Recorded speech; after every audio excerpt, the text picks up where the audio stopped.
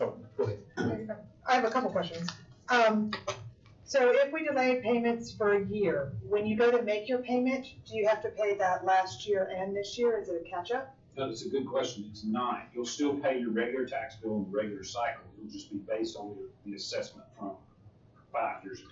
But then we stay in 5 years, so basically, it's like you got a year of not paying your new assessment. So you're gonna pay your new rate for 4 years, and then you're gonna be reassessed again.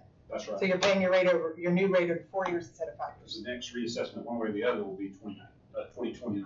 The whole decade just left me. 2029. But you're saying this doesn't impact the revenue of the county, even though it's gonna go a whole year where we're not collecting what we normally would during an assessment. And that's, I want to make sure I'm making this point clearly, because I might not be, but we will still collect what we would normally collect. We'll still collect that year's taxes. So, okay, so yeah. You're still gonna pay your property taxes, there just won't be the increase. That's right. Or some people get lower, but That's right. Potential increase. Okay.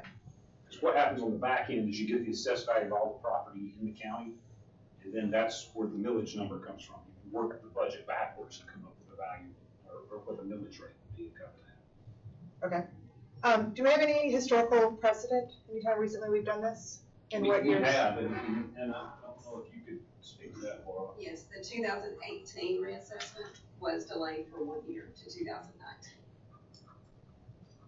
That's the last time we had an ordinance to delay. For the same reason? Yeah, what was the reason in 2018? I don't have the answer to that question. That would be the former assessor. I would have to look back and see. My memory from that time, sorry to interrupt, Laura. My memory from that time is that it was almost the opposite reason. Economic conditions in 2018, they thought that it was not a good time to do an assessment because property values were relatively low. So, but I don't recall the specifics. And most folks were predicting that we were about to go, we had a 10-year long period from previous recession that it was pending, right? Right. So things would get worse. Yeah. Gotcha. Okay, and Councilman Costner, of course I understand we're under inflation right now. Groceries and gas are more expensive. But we're under actually low unemployment and a lot of growth and a lot of positive things. So could you help me explain why you feel like this year? Because sure, to me, the impact on unemployment doesn't affect the average person and what they're having to pay. Their monthly, what you have to pay monthly. My Nana, Aunt June, oh my gosh, can you tell me what we had to pay for eggs? Oh my gosh, we got to go do something. We got to find that. They feel that effect now. If we can delay this assessment while we let the economy settle back down, hopefully. I mean, I can't predict that it will. It may not. Right. But at least it gives them a little bit of breathing room so that it's not one more thing to worry about. It's not just Nana and June, but you know what I'm saying? Those are my examples of it's unemployment rate, you're right, is very low for the state of South Carolina. There are a lot of indicators that are really good. There are indicators that are bad. I mean, we just heard from an economic development person that were talking about in the major cities where buildings were completely empty. Right. And you hear about on the news, even in New York, where the cities are completely empty because everybody's working remote, yet they're having to pay all that extra money. They're trying to get people to come back to work. Those are different things. All I'm thinking about is just the average citizen who lives in Pickens County, and they worry about how much money they've got to spend in their monthly budget, and this will just take one less burden for them to have to worry about over the next year at least. Mr. Vice Chairman, along that same point, Finance Director just pointed out this would be particularly helpful to one subset, which would be folks on fixed incomes. You're buying them another year with taxes they're used to paying. That's my example of Nana and June. Yeah. Would they be alerted in some way, like start preparing now because in 1 year, like they'll still get their bill that tells them what their taxes are going to become. They'll still get their not a bill, their reassessment report that shows them what to expect. We can look at different ways of communicating that. I looked in anticipation of this meeting the way that other counties, because other counties' time periods fall out of different years, basically. Right. And I looked at how other counties are communicating it. There's some of the counties that have very robust online things, and some of them don't. But we could look at how our mailings might help communicate that. Mr. Chairman. Yes, sir.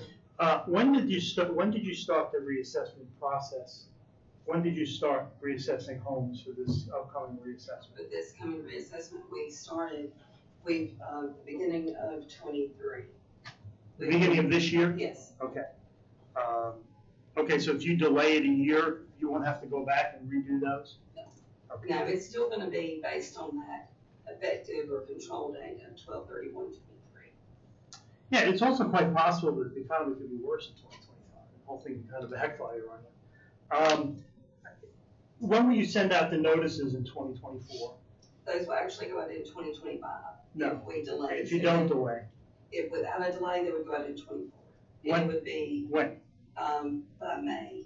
Okay. We have until October the 1st, but typically we get those out in spring. Here's the problem I have with this. Next year's a re-election year. I'm running, he's running, Henry's running, and so is Chris.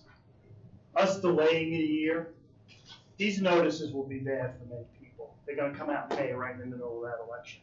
Us delaying it a year looks like a political move to avoid that. I just don't want any part of that. The chips are gonna fall where they may. We're running for re-election. Reassessment notices will hit in May, about a month before the election. We just have to deal with it. I don't wanna make it look like we're moving this around, because I don't see any economic benefit in this at all. 2025 could be worse than 2024. So for that reason, I say we just let the state law govern it, just leave it alone. I have a question, Mr. Chairman. Yes, sir. So, how does that play when you've had 38% increase in food costs, which is a huge percentage of the folks that you're talking about's overall monthly income? And I can tell you how it plays out from my part. He won't borrow money or take money, and he's past doing chores for money. So he's having 1 meal a day by his choice, right? He cut off cable, cuts off the internet, all those things so we could keep his house, Alex. So what are you going to tell him? That you don't have the stones to cut taxes? No, what I'm on gonna folks say, what I'm because you don't have to gonna run for election next time?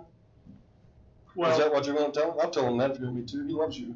But I'll tell him that you're the guy that don't want to cut taxes because you think it might affect you your think this election. is a tax cut? It doesn't cut. Well, wait a Well, second, hold on, wait a hold on, second. no, hold on. I was talking and he said he had a question, and you went to him. Yeah, that's what I did. That's Okay, correct. I thought you wasn't were finished. I wasn't finished. My apologies. I thought you were I through. was. Now, thank you, and finish what you had said. my I'm not sum- getting surprised my- when you said your pen down. Okay, my summation was this. Most people are gonna go 15% on assessed value. In 5 years, houses are up 89%. Most are gonna go up 15%. We're gonna roll back the millage. It's gonna be revenue neutral. There'll be some people that will pay more and some people pay less. It's not a tax cut. It's revenue neutral. It's a tax relief. Okay, hold on a Alex. second.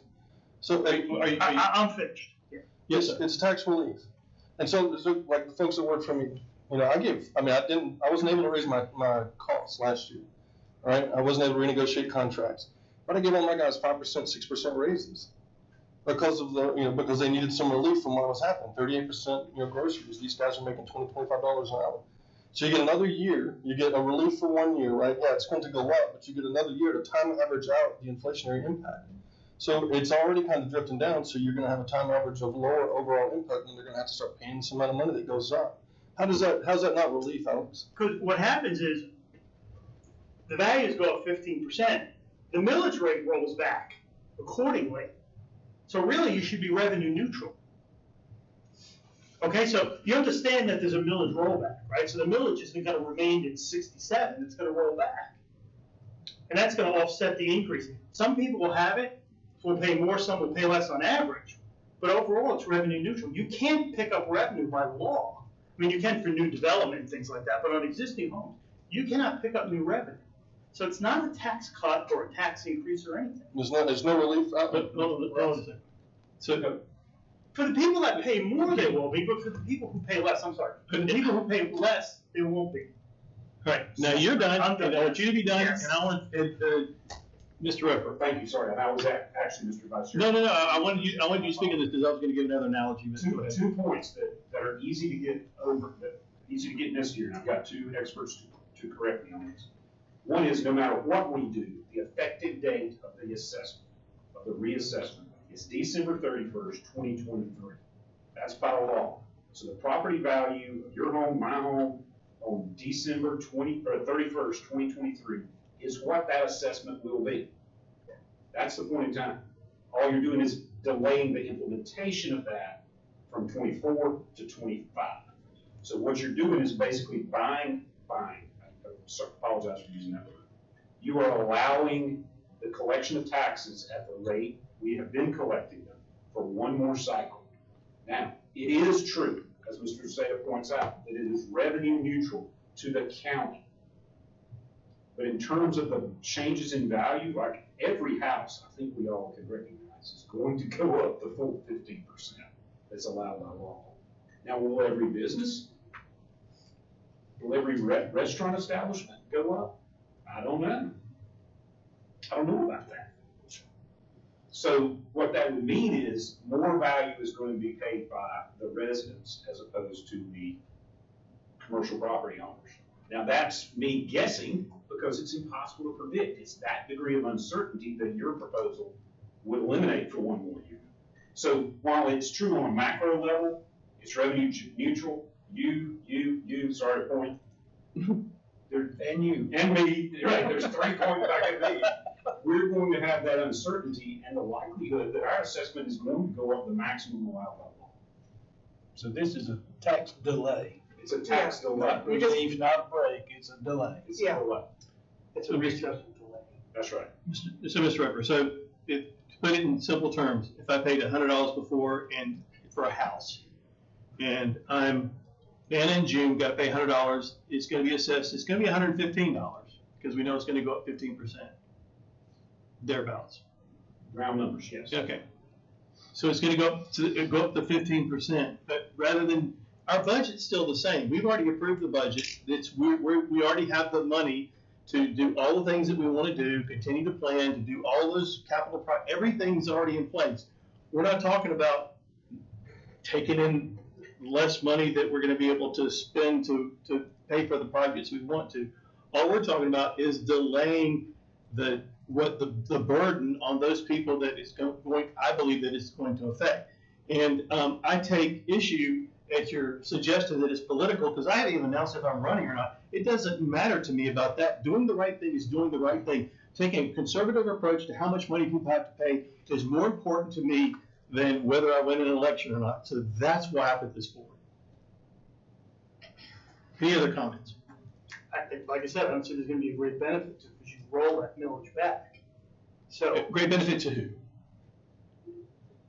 generally, in general, rates go up, values go up 15%, millage rates go roll back. I got that. Who's the benefit you're talking to? Who's the benefit that's not? I know, you're saying that somebody's gonna get a benefit. Like I said, on average. Sure. people won't. On average, I'm saying people will because those people that are on fixed incomes, those people that They have may not pay more taxes. Can you let me finish? Those people that are paying so much money per year in their budget, this is all the money that they've got coming in. We're to come in and reassess their value, and if their homes go up in value, which you've said most of them are going to, they're going to have to pay more. So they're going to have to plan for that. They are going to have to pay more. They're not. The millage will be rolled back 15%. Hold on just a second. Am I correct in this? Or some amount. No, forget the millage part. Mr. Repper, am I correct in this? If I get my home reassessed as a citizen and I'm on a fixed income and it goes up in the dollar amount that I have to pay, I'm going to be paying more. You will be. And so Explain to me then. Your argument is that So I'm not saying you're saying that there's no millage rollback? there is a rollback for the county as a whole, Okay. but not on Not individual the tax individual. bills. There'll be a millage set on individual tax bills. It's based on your value. You'll pay a little more based on that millage, a little less based on that millage. It's going to be relative from property. Okay, so let's just keep property. numbers simple. You got a 60 mil rate, right? Now, values go up 15%. That millage rate should come down to neutralize your revenue so your revenue doesn't grow year over year. On average, as you said. On average. So what's gonna happen, so just because your value's going up, the rate is gonna roll back proportionally, so it'll be neutral. On average. On average. But There'll be some people individual be more, and there situations- may be some people that be less. Right, and for those that are situated, and I'm not getting into politics of this because we're neutral, we're value neutral and issue neutral on this. But for those that are on the fixed incomes that might live in the old farmhouse that's skyrocketing, then they're going to see an increase. But their value's only gonna go up, their assessed value is only gonna go up 15%. What about the person whose house is deteriorated, or the commercial establishment that hasn't rented in 2 years because of, they can't get Mr. workers? Chairman. Hold on, let me finish that. So you're saying theirs is gonna go up more than 15%? Their value can't go up. That's what I mean. So like, skyrocketing is not the word. It's gonna go up 15% the valuation. When they get that bill in the mail, I don't know, I'm getting into the politics. What's gonna happen is they're gonna see that 15%. What they're not gonna know is that there's gonna be a rollback, so that on average, their tax bills are not gonna increase. So what if you're the not on average guy? You'll probably see a small increase. But then you'll see some people with decreases, who don't go up 15%. Okay, Mr. Stanton, thank you. Mr. Wilson. Okay, I got a real specific question here, because this is Twilight Zone. Have we not been within 2 years now with this craziness about the largest tax increase in history? With the people that he's arguing with that might not, that it's going to be marginal benefit, who cares about those folks? They all got tax increases, a lot of those folks, right? Because their cars were low, they only had one car and whatnot. So folks like myself that have 8 cars, and some of them are actually worth something, they ended up having to pay more, right? So this small piece got an increase. For this huge swath of the community, they got a decrease. But you're still telling them it's the greatest tax increase in world history. That even Mao Zedong didn't raise taxes like that. But now you're saying that this isn't worth doing because only some people are going to get a benefit from it? My point is, if you want to lower people's taxes or protect them, vote to cut the millage rate. I made that argument in a meeting, and it failed. If that's the aim here, don't raise taxes 10 mils like you did. Don't raise fire taxes most every year like we had. When I proposed the tax cut, it failed. Okay. That's my answer. Mr. Sada, and somebody correct me if I'm wrong. I thought this year, I proposed rolling back a certain amount of millage, and you voted against that. Okay, but still, you're saying you want to do one. You're speaking on both sides of your mouth. So, any other discussion on whether or not we should put this forward? And I'm going to reemphasize again. Yes, it is not a tax break for every person who lives in the county.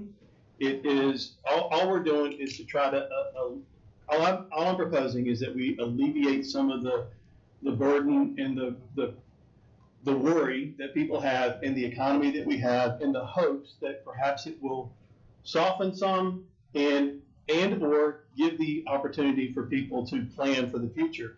And in the weird scenario where no one benefits from it, to Mr. Sada's point, then consider it a tax break because we're rolling the millage back. I don't know why this is a problem. Ms. Linville. I'll let Mr. Levin speak. I would be more in favor of a millage reduction than just postponing it a year. Well, that would be, Is that For possible? budget, But since we've already done that, that would be next year's budget discussion. yeah, it'd be next year's budget. Next year, but, because my concern is best intentions and people knowing, all right, I got 1 year. A lot of people aren't gonna save that money, and it's gonna be the same thing next year. They're gonna get hit with the same bill they would on the regular year. That's just human nature. And I understand the intent, but I'm just concerned it's not gonna make any difference one way or the other. People are still gonna get hit with the bill, now or later. go ahead, Ms. Linville. I see the interest in giving people relief when groceries and gas are expensive, I understand. It seems a strange way to govern to me because the payment's gonna happen anyway. Every 5 years, we're gonna go through this. And every 5 years, as long as Pickens County continues to grow, every 5 years, we're all gonna be bracing to know that our constituents are all gonna get mailed a letter that generally says they owe more this year. I mean, I'm gonna show my colors here for a minute, but I'd love to be having conversations of saving people money by having more public transportation options, by having tax relief for workforce housing, by doing the things that help people actually save money, than by saying, we're gonna do this very temporary thing that buys you 1 year and you might not even be able to save. I will probably pass it for first reading because I don't wanna sound insensitive, because I know we have a lot of people suffering in this county. But to me, this feels very much like a Band-Aid, and I feel a better use of our time would be starting to do the things that actually help people save up their money better. So I have Mr. That's Wilson. my soapbox. Dr. Wilson. an observation in that regard. The word "and," it's not a "or," and we don't know what's going to happen next year, and we don't know who's going to be on the board, right? To be, I mean, it could be some bench riders on the board, right? Totally illiterate, and they just follow what everybody tells them, and we're not going to know what we're going to get. What we can do right now is do this, right, to give some relief, and it's relief. Because let's talk about the political piece of it. We're about to go through a period like we did the last election. There's going to be cities burning and craziness of some kind, and there's going to be fear baiting on the TV continuously. And so people are going to be going through a pretty rocky period of time where they're facing all this crap that goes on during the big election cycle. Not, maybe not ours, but for sure the presidential. And then after that, you're going to get your reassessment. And nobody understands it because, we've been doing this stuff for a long time now, and we have to talk about it for 30 minutes, and Ralph has to come in here on Monday night. Right? With the blue shirt on, I've seen twice before. Nice shot, Ralph. Good choice. So think about that. He has a good shirt he brings in here to talk to us. That's a lucky shirt? Right? So we only get him when we're going to be confused, and we're confused. So you get that thing, and you're going to be thinking, holy smokes, they were right. The world's going to go to hell. So if we're going to talk politically about it, then yeah, there's probably a political benefit to it too, just for the community. Right? Because you're going to go through this period of nothing but angst, where there's going to be all this fear baiting. Biggest tax increase in history, and then the guy that's scared to death is the one that got the $80 tax decrease because we changed the way we're paying for roads. Right? Keep telling that guy that he's going to be, his world's going to fall apart because we gave him a road fee. We removed it or whatnot. Same thing here. So we know there's going to be a period of huge angst. The presidential race is going to be a fist fight. And then so after that, yeah, and these guys 15% increase in their property taxes, regardless of how it looks. They're not going to read it that way because they're not going to understand because we barely do. So if we're going to talk politics, then that's the politics of it. Thank you. If this moves to second reading, can we add and I don't know how much it costs to do this, but I think communication is going to be important here, that the letter that says your reassessment value needs to have a letter that explains, you will not see this on your 24 bill, but you will see it on your 25th bill. You now have basically a 1-year notice to make sure that you are prepared, can we add a communication step to this, which I know is hard. I've heard several times there's no countywide mailing list. There's no way to reach everybody. But if they're actually getting their reassessment notice, can we include, should this make it, an explanation of what this is so we at least can say we've given you 1 year to save up for the next 4 years. So the timing will be a little different than what you're intimating because they're going to get that reassessment notice. The effective date of 12/31/2023 is the effective date of the value. Right. The mailings will go out a full year later. What we Just have right around to look May. at is our notice evaluations that go out in the late summer. Of Could 25. we add some more information in that? Or in the tax bill that comes out next October, we can say, folks, this is the last year on this assessment. So the answer to your question is yes, we can look at that. We've got to look at the most efficient way to communicate that in terms of mailings that are already going out. Right. Ms. Limble, I just want to say that you bring up a great point, and Dr. Wilson kind of echoed what you were saying. It's not just this, and it's multiple things that we've got to look at. So I appreciate that, and it hasn't had first reading yet, so we'd actually be just coming out for first reading. So we'd have another 3 meetings to educate ourselves, educate the public on what does this really mean, and how is this a benefit or not a benefit to those constituents. The only thing I want to add is it's not a 15% increase in the tax bill. It's not. That would be illegal. That's what you said. What? It's what you just said a second ago. That's how people are going to perceive it. It may not be, Alex. It may not be.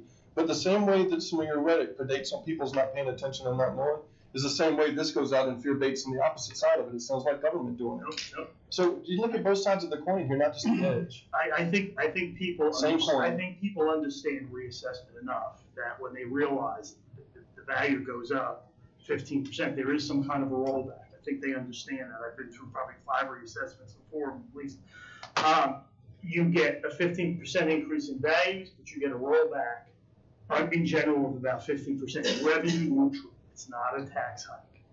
I don't see much benefit of it. An economy in 2025 could be much worse, and then you're gonna, whatever negatives you're trying to alleviate, you'll drop on people in 2025, which in the economy may be worse. So I want to make sure we're clear on this. It's revenue neutral to us. It is not revenue neutral to the person paying their taxes. Some may be up, some may be down. Correct. So it is, but it is not, it's revenue neutral to us. And even and I'm going to say this point, then I'm going to make the motion that we move it out for first reading. Even in the sense of, oh my goodness, it's going to wind up being because we're rolling the millage back. I'm okay with that because we have the money to be able to do that right now. And right now in these times, to me, it's a win-win either way. If it's a win-win that we roll the millage back, cool. If it's a win that the reassessment isn't applied for a year, that's a win too. I'm fighting for the constituents on this. So I make a motion that we move this out for first reading, and then we have further discussion on it from there. I'll second it. Thank you. Any other discussion? Yeah, I want to just respond to what you said. If we roll the millage back, there's a calculation that's done by the auditor. The millage gets rolled back by a formula. It's not an if. You can't get a windfall. Let me finish. I didn't say anything, Alex. Just keep talking. I thought you can't get a windfall. The county government cannot get a windfall from this. It's like, it'd be nice if we rolled the millage back, is what I thought you said. They have to roll the millage back. Okay? So, in general, it's got to be revenue neutral. They can't pick up additional revenue aside from a couple things they can, maybe like new construction, things like that, but not on the average run-of-the-mill house that's there. So, on average, that's my whole point. So the millage gets rolled back. P3? Yes. If we vote on it, that's what I was saying. If we don't vote on it, the millage is the millage, based on the We're breaking the law at that point. You have to roll it back. Mr. Chairman, are you saying we could either postpone this 1 year, or we can look at rolling the millage back? No, I'm not. My motion is just on this reassessment, strictly to convey the message that your homes are going to be reassessed, but you're going to have to pay the additional tax bill on that for a year. That's it. I think one thing needs to be made clear here. When the value goes up 15%, the auditor comes back with us and says the millage has to be rolled back X amount under state law. You don't have a choice. If you don't do that, you're breaking the law. I'm not suggesting that we break the law. I'm saying that the calculation of the millage I'm treating completely separate. Yes, it will. It will be calculated to whatever that number is based on the formula that exists. If we postpone the reassessment, then it won't necessarily roll back based on the reassessment. That's all. You're right. That's true. You'll be delaying. Correct. Any other discussion? Again, this is just to continue the talk. It's not to vote on the actual thing, but all those in favor of moving it out of committee for first reading and title only. I'm gonna vote for it because I want to talk about it They get opposed. So it's 4-1. Thank you. Log number 141 UDSO. Mr. Greeno, thank you both very much. Thank you. Mr. Vice Chairman, if it suits you, I'd like to talk a little bit, just reorienting us. I know it's easy in this situation to get caught into things, caught into conversations. I was caught in a conversation with a citizen, a concerned citizen, about the utility of 40% open space in an open space subdivision versus 50%. And the whole debate was about that. So if we could, for just a couple of minutes, I want to take a step back from those specific things and talk about a couple of other things. And we've got much of our staff here is at a conference in Cherokee, North Carolina about parks and tourism. And so we are lucky to be joined with the incomparable Todd Stedman tonight. So Todd, if you want to move up here with me and so you're in punching distance, please do. Are you sure they're not at Harris? What's that? Are you sure they're not at Harris? They're not at Harris. That's something we would not support. Thank you for that. Just asking. But basically, if you pull back to a macro level, and I want to show you this on purpose because over the coming weeks, I feel like it's incumbent upon staff to begin communicating as much as we can about the big rock problems, the big issues, and so that people will appreciate county council is struggling with these 6 big issues. Instead of making it binary, 30 or 40, conventional subdivisions of 10 versus 20. What I would like to do is to start on part of staff communicating with the stakeholders and the citizenry in larger concepts. And so I want to let y'all see that as well. One is community impact. The Development Standard Board, the reason it exists is to figure out what type of community impact for immediate neighbors, for streams and wetlands, for roads, for quality of life, is the reason it exists. And County Council has been engaged in talking about this for this entire calendar year. We're going to talk about that again more and more. The real costs of development. If a development comes into your neighborhood, how does that impact the fire station, the landfill, the schools, the real costs of development? That's something you all have talked about extensively. In fact, we have been participating as a staff, answering questions, giving data to an outside consultant who's going to give us that number, a real cost, so we can really talk about impact fees. Excuse me, when do we get that? Well, I have told them I needed it by, Yesterday. well, yes, but by October. So we will assume that we're going to get it here in short order. But staff's been giving information back on that. Well, real cost, what does it really cost the taxpayers in the community of the impact of development? Preservation and conservation, how do we keep the rural nature of this community that's attracting all this growth and not just blatantly let it and casually let it disappear on us? You all have been talking about that. An example of that is last time we met, you talked about open spaces being contiguous or dispersed. For example, if 2 subdivisions go beside each other and they're required to have 40%, 50%, whatever open space, should we have the tools as a staff to require that those open spaces are touching each other? See, that's a maximizer. That helps preserve and conserve. Are we going to have the tools to allow developers to be required to have conservation easements overlaying this so some future entity can't do away with those protections? So preservation and conservation is something you all have been talking about. Housing. The challenge that is undergirding all of this is that we need to do this in a way that still allows a place for our children to live, that still allows a place for our teachers, our police officers, our nurses to have attainable housing. So we can't get so onerous with our requirements that we then make it impossible to afford a house in this community. So that's a balance, and it's a balance you all are having to take on. And I want the public to know that y'all are wrestling with that balance. Traffic, which is the one we hear a whole lot.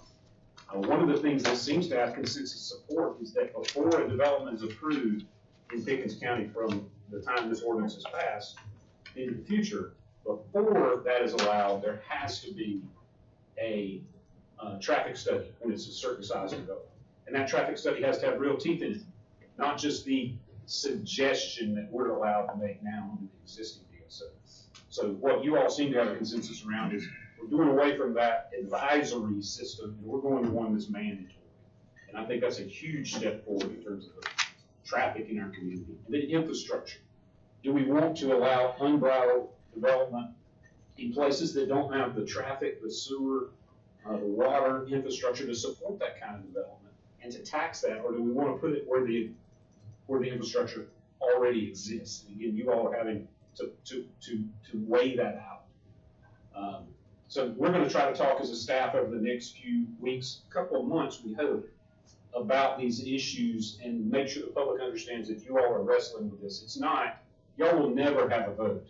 You will never have a vote in this room that says, we want Goldilocks development that everyone thinks is just right. You're not going to get that tool. Y'all are having to instead weigh these things out carefully as we look at the UDSO. So we're going to try to make that point, and I wanted to let you all know we're going to talk about it in a slightly different way than we have in that regard. Now, it's important for us to look where we are. The first reading of the moratorium was on February 6th, and I'll come back to these dates, but it's important, I think, for us all to recognize how long and how diligently you all have been talking about this. but the third reading was on April 3rd, 2023. So our moratorium by its language, by the language of the ordinance, says that it expires 6 months from passage. So that would be October 3rd, 2023. During this time, we have not done, like other jurisdictions have done in the past, passed a moratorium and sat on our laurels. I just asked my collaboration manager to list every time we worked on this, every time you all worked on this. It was one of the first things you brought up in your visioning for yearly goals on January 14th. We then talked about it again Wednesday, February 1st during the work session. Committee to hold up discussions on January 17th, February 21st, March 13th, April 17th, July 17th. You'll notice that break. You did break from talking about development standards ordinance long enough to get the actual operating budget of the county passed. But that's the only time you took a break in this discussion. July 17th, August 21st, August 31st, and then here again, we're dealing with it tonight. During your break, where you're dealing with the budget, the Planning Commission had a public hearing on it, May 8th. Public meetings held out in the communities in Easley, in Liberty, and in Clemson Central area, June 1, July 11th, July 18th. That was also during that supposed break. And then we have the dates where we had first reading February 6th, second reading was scheduled in May, but then it was sent back to this committee for further work. And then public hearing and third reading still to be determined. It is important that we see this roadmap in the process because it's important for us to demonstrate to all the stakeholders, the community, the folks out there that might be representing developers, that this has been diligent work of this county council. I will say, frankly, from a staff standpoint, we have, and I mentioned this last time, we're very thankful to the degree in which y'all have stayed engaged in this. But this is, I think it's important for us to stress how much work we have to do. We do anticipate that you still have more work to do. So from a staff perspective, I want to make sure that we're clear that the moratorium will expire on October 3rd, and that one outcome from this meeting tonight that we would like to have is a recommendation of a 90-day extension on that, because that is contemplated in the ordinance. It's absolutely contemplated that we can do that by resolution. Given the diligence with which you all have worked, and the fact that we still have large issues that we need to tackle, I think it would be wise for us to do that, and we could still wrap this up within this calendar year with good, well thought out, diligently arrived at rules and regulations to help manage the growth that we're experiencing. Other than that, I know one thing that you asked specifically for is to, I apologize because this keyboard does not work the way mine does. One thing you had asked us to look at as an outgrowth of the last meeting was what would a matrix look like? And this matrix would be a matrix that determined whether or not growth, subdivisions, what type of subdivision would be appropriate in any given community. We gave that to you in your packet, and we've looked at it from several different angles. Some of the factors that we thought you all might want to consider, but we need to know how you would like to rank these. What's the most important factors? But the lawyer in me loves the fact that these are ascertainable standards and not just subjective impressions, right? Things like the current land use, the adjacent land use, the density of the parcel, the density of surrounding parcel, the parcel size, whether it's in agreement with our state law mandated comprehensive plan, which council has adopted. The topography, recognizing that building on the side of a mountain is a different community impact than building in a flat area. The proximity to established sewer and the proximity to major roadways. And major roadways is actually a defined term here in the county. We rank roads from 5 to 1, 5 being, I think, Todd, correct me if I'm wrong, the major highways. Yeah. So we have that in-house. But which one of these factors is most important to you? You see there's a multiplier out there. That would be where we would, I guess, work out the rubric of what you all think. There's many ways that we could do this. Please. So, having done this many times, and successfully in front of the press and gotten everybody with the school board, one recommendation, because it simplifies things. if you're going to ask us to vote on the number, right, you're going to give these things. There's sort of a time-honored tradition of using the fist of 5 to the degree that I taught robotics kids to use the fist of 5, right? So you've got like all the way up to 6. Well, 6 is a lot harder to do for a flash count for what the average is for the room. But if you go 0 to 5, right, it's the easiest way any cumulative to do it. Philip Bowers and Brian Swords and I did that for 80 line items times 5 columns one night, right, in front of everybody that wanted to show up and be bored to death. Lots of good email from engineers after that about making decisions in public using this type of technique. But try the 5, 0 all the way to 5, and then on your rankings, 0 to 5, because it's not a power band, it's not like it's logarithmic or anything, and it just keeps everything so simple from getting a group like ours to understand that 5 is good and 0 is bad, and keep 5 is good and 0 is bad for everything, or the opposite. So your recommendation then is for us to rank this 0 to 5 based on each one? The overall rankings, and then those guys, because if you watch the video, you see how we did it, and if there's somebody that thinks that that there's a better answer for it, we're going to have to do it again. Then they can call us and say, why would you put that above the other piece? And then we have a discussion about how we did it. It's not this, well, let's just make half the county this way and half the county. Right. There's your numbers, there's your rubric. Here's how I voted because I felt this way that evening. If you thought I was wrong, please explain it to me. It gives us something specific to talk about so that we're not trying to measure people's belief in freedom or whatnot, right? We're actually talking about like an actual ranking. That's actually what we need. That's the reason the multiplier blank is because we didn't know how, you're the policymakers, we didn't know how y'all solve these issues as being relatively important. So if you have us vote on each one, the thing that eliminates is, well, I didn't agree with everything, so I didn't vote for any of it, right? That kind of gamesmanship, because it's like, we're doing a number.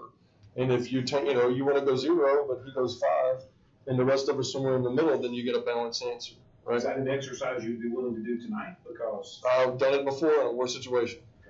Or if you want to wait to have another time when you guys, besides the numbers, make it 0 to 5. My only concern is that Chairman Bowers is in here to do it. We can solicit his We could. hugely helpful data. So the way that we did on the school board to get started is I sent out a questionnaire, and I did like a survey basically, and it ranked it all out, and then it showed all the stuff, and then folks kind of went through and gave us their opinion on the different categories on how they should be ranked overall, the far right piece, and then I went and sat down with folks and explained it all to them, explained how the ranking would work, and then they kind of had an idea where they would get to, where they wanted to be at, right, for different categories, so they understood the background of it. And then me and Brian and Philip sat there in the community meeting with the news and everything. We explained it all, and I happened to be the head of that committee, so I went down line by line, and we ranked all the way across. And Brian being a little bit more sympathetic to school issues, and me and Philip both being technical backgrounds, some things pushed and some things pulled, but it was balanced out. And then the entire school board had a chance to come back and say, well, I think that number needs to be adjusted here and there. And they had a chance to see that by going through and looking at it individually for themselves. Right? So it takes out all the political piece of it, because there's no buying out. You can't just say, well, I'm not going to vote for any of it. But, or you can't skew it so that it's a poison pill either, because you got to contribute. The people on the camera can watch you do it. So the reason that this is stirring my interest is because we haven't had second reading yet. This is just guidance for a field council on what the language would be in second reading. It would still be subject to whatever motions were made in second reading, whatever motions were made in third reading. So let's say that one of you, and I'm making sure I understand your direction here, Dr. Wilson, one of you says, no, I don't care about anything except parcel density. So that would be the only 5 you gave. And we'd average that out, come out with, you could give 5s on everything if it's all important to you, and then we would treat them all equally. So in this case, it doesn't necessarily have to skew to 0, though, right? It doesn't have to be a bell curve. Right. It can actually be a little bit of, because you want to skew to 0 when you're doing something where you're ranking a whole list of projects that you're going to do on their overall impact on the enterprise or whatnot. And you've only got so much money, so you want the highest scoring thing to be above it, and then you want to balance across the 0. But some of these things may be equal 5s, and one may be, a couple may be 0s. You may not have 3. So it doesn't have to be across the board. You're going to give the balanced score. And the thing that I would recommend to do this in separate meetings is you give us this thing, put it, the 0 to 5 on there, And then we can have meetings with folks in our community and ask them what their opinion is and let them vote, right? So if I have 10 folks, different backgrounds in a city, and we go down through there and explain to them what I've got to do, and they get to do difference to 5, and I'm counting their votes, you got a pretty good idea where your community's looking for if you do that in a way that, if it's not just people that share your own opinion, right? We had, I think for the first time in history, Alex, you were there, the school board for the first time, and probably not, they haven't done it since then, they actually voted on projects that drove the 2 main goals of the enterprise, which was, graduate more kids and put more kids in careers in college. And so you saw stupid stuff like like a $500,000 bathroom at some field where they only have 10 people attended. Drop off, robotic lawnmowers dropped off. That's where Neil was giving me a hard time about saying I'd blow him a goat, right? The end of the day, you start to see the things that don't matter, they're going to be taken. In this case, you can have a little bit more skew to it because we know it doesn't have to be balanced out because you're not trying to have a drop-off point at the bottom. Right. You're just trying to exclude stuff or not if it's not right for the particular area. So you might have some things on here that don't have a bell curve. And mathematically, it's okay. Ms. Linville. Before we get to all those nuts and bolts, who's using this matrix? Does this inform staff and then you're going to make a new map? Or does this inform planning commission and every developer is going to come up individually and present a project and get ranked as it goes? No, so you're asking a very very, very relevant unknown. That's up to you all. And it's one of the questions we have. I sent an email along with this and talked about granularity. Right. Is this a decision that gets made because council sets out this standard, and when someone comes to the window with a subdivision, we then go through this analysis? Or to the other, that would be a parcel by parcel, decision by decision, staff intensive work. The other end of that spectrum is we do this every time there's a comprehensive plan. We re-rank the county, and then that's the guidance until the next comprehensive plan. And I think how that works is totally up to you all. And one's going to allow for a slower than we have now change in the nature of our community. The other pole, the comprehensive plan, is going to make that even slower because it will be where we don't allow certain densities in whole swaths of the county because of this analysis. Mr. Chairman. Did that help answer the question? It does, and I was just going to follow up saying, though I understand all the pieces we're going through, I still believe the best solution is at the end of this, when we pass third reading, is there is a map that somebody can look and say, okay, I know if I'm a developer, I can go in here. And if I'm a landowner, I know if I live next to a plot that is right for development, or if I want to move out to some place where I know there is going to be none, then I know more about my land. Because otherwise, if I go buy land or buy a house, I'm not going to be able to go sit in planning commission and say, so what would happen if the development ever came in? Could you please run 12 versions of the matrices and let me know what would happen? So while I see how this helps y'all, help staff determine this, I mean, I have a feeling, because our staff is so experienced, it's not going to look that different from what you already did. But, some people said that this looked arbitrary or they don't want to look like it was 100.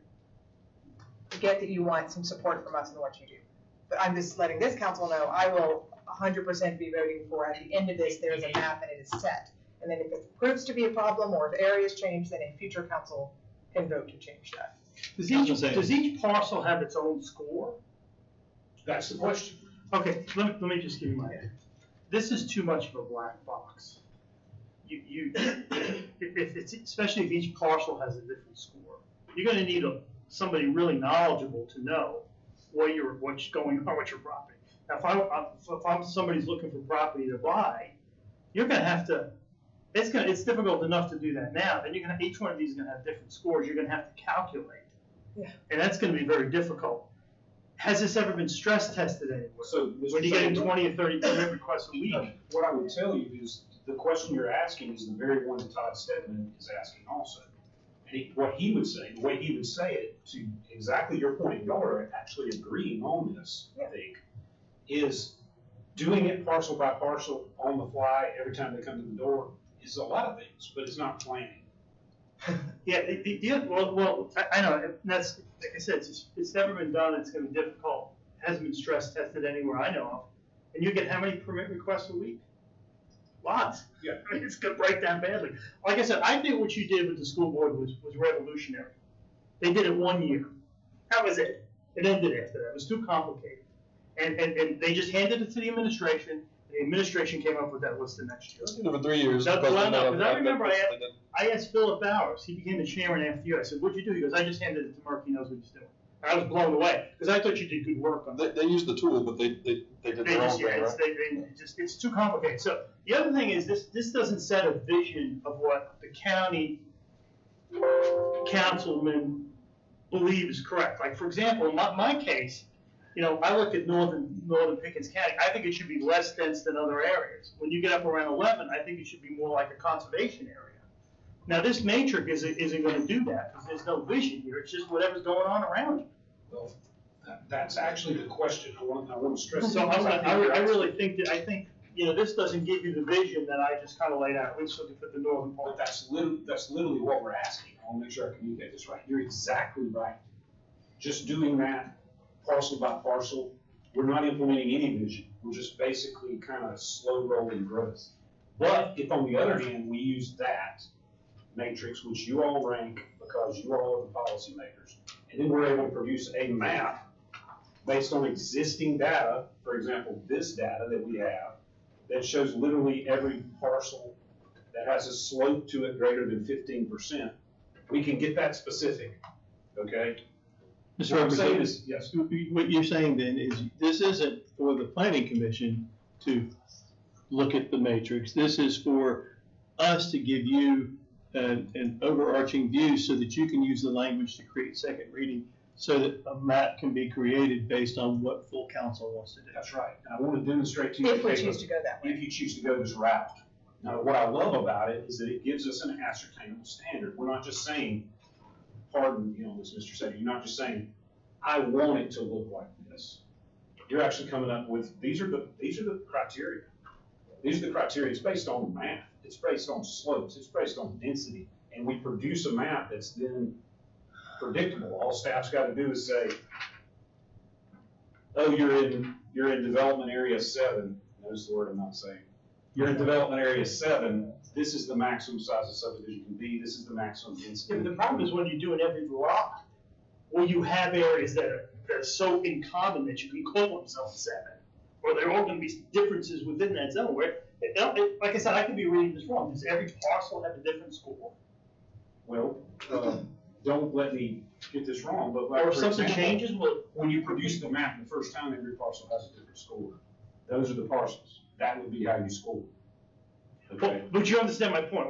Like I'm saying, when I say I'm saying when I knock doors and talk to people, as you go north, they want less development. They want to preserve wildlife. They want to preserve natural development. Now, Completely agree. this matrix doesn't do that. It actually It should. will. Is it? How? Alex, if you just look at, I did what I thought would be a cursory version and use Google tool and whatnot. Unless for some reason we're all taken over by aliens, you're going to get what you've been asking for since we started talking about Highway 11. There's almost no way that you can not get what you've been talking about if you look at the way they're ranking this thing, unless we go completely insane. Let me disagree with that. My issue was manufacturing, industrial, and residential. This isn't going to touch manufacturing and industrial. So manufacturing is not going to touch commercial. We're not dealing with that. We're dealing residential. And residential now is 10 homes maximum in a subdivision. That's pretty good. I don't know if this is going to improve on that. Unless one of us wins a couple $100 billion in the lottery, nobody's going to drop $100,000 up there to put any manufacturing up there. I mean, you're talking about that's automatically somebody puts a plant up there, not automatically, but automatically somehow it just happens, right? Somebody's genie wish. Commercial. It's never going to happen. Commercial would Right. happen easily. I mean, how would the type of utilities you would have to have a Dollywood up there would be incredible. So let me interrupt both of you because we're going down rabbit holes that we don't need to be going down. But for residential, We're that's what he's not talking about commercial, we're not talking about industrial, we're talking about the possibility of using this matrix to help them to develop language for second reading. So Mr. Sada, what would be your solution on how to rank that, other than just to say, I feel like it should be this way? So right up in this area now, as far as you can see, you can build a subdivision of 10 homes max. That's the rule. Now, in this red area, could you build a subdivision with more than 10 homes? I would say probably yes. It's gonna depend on how that ranks out. There's But you a lot don't of know, this that's the black development, box. but you will know before you pass it. I know, but I'm just guessing, yeah, because 10 homes in a subdivision is pretty restrictive.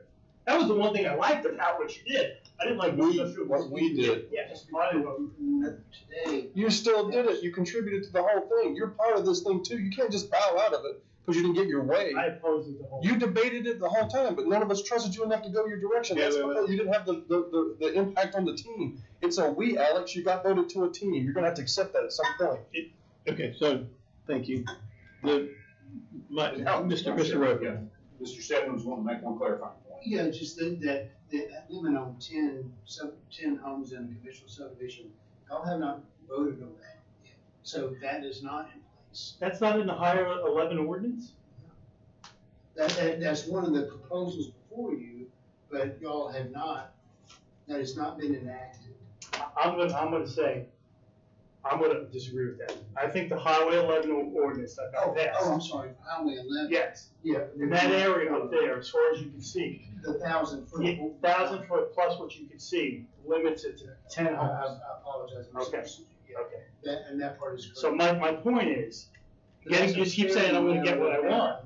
That is not. That's already pretty impressive as far as restrictiveness. I don't think this is gonna be as restrictive. And if That's it's- all I'm saying. If it's not, then what happens? If it's not as restrictive, then which one rules? I That's don't up to know. I you. don't know. It's up to you. So, I think that Mr. I was State. gonna say, what would, I know y'all, this is a complicated issue and a challenging one and a thankless one in a lot of ways. But what is would be most beneficial in a way the staff could most help you is whether, I don't know, whatever method you choose, if y'all could give us some direction as to, are these the right criteria? Is there something in here that y'all don't care about or you think we could eliminate? Is there something we should add? I want to be clear that a recommendation is that where those first two uses, current land use and adjacent land use, have 6 values, you think shrink that down to 5? Is that what I'm hearing? Just 0 to 5. 0 to Well, 5? my question, like, can you build on park and public land? Well, you can. Can you come So in you for can a eliminate that residential on industrial? Like, some of these sound like they don't apply. I think they're just giving you the 2 poles, and we could remove that. Yeah, and I think that that's probably what I was gonna suggest we would do. We would say agriculture and open lands would be in the middle.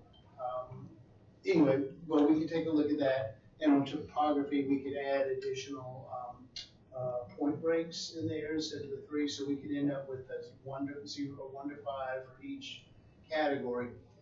But and so that is relatively easy. I'm doing it in my mind right here.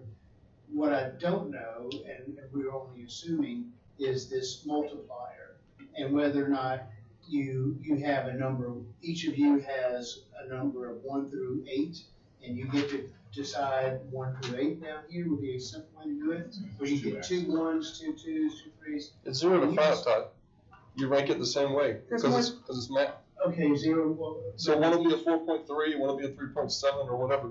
Once we've all voted, then it's each just one math. you just put a 1 through Doesn't have to 5 come up each to one of 100. these spaces. We add them up, and Did you we're percent? good to go. There's your multipliers. So, Um, excuse me for interrupting. So, to Councilman Sada's point, then we could go through this exercise.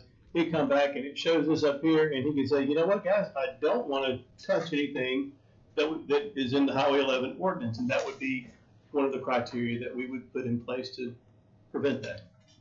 And my assumption is that this would be up to you, but, that nothing would supersede what you've already passed unless y'all decide to undo or overrule the highway. Right. Ordinance. So it would sort of stay intact. This would be an internal tool, with, a transparent one, and that y'all would choose how you engage the public in your vote on this. But once staff had this, that Ms. Linville was correct, that what she said is what our hope would be and our intention is to take this information that y'all have provided us via a matrix and to see what kind of patterns are revealed. And from that, come back to council and the public with a proposed static map that is static until such time as y'all look at it and say, we need to make adjustments. That can be 5 years when you have to look at it, or it could be next year because of some urgency that we've all overlooked. So you'll always have that opportunity to address it. But to boil it down, what would be most helpful tonight is, do we leave something off? Is there something here you don't need? And do we have a plan and a timetable for creating that multiplier? That would be success tonight from staff standpoint. That makes sense. Thank you for explaining that way. And that's, to me, was a positive takeaway. I gotta say, I'm still having struggle trying to use math. So you're an engineer and I'm a writer, so we have different brains.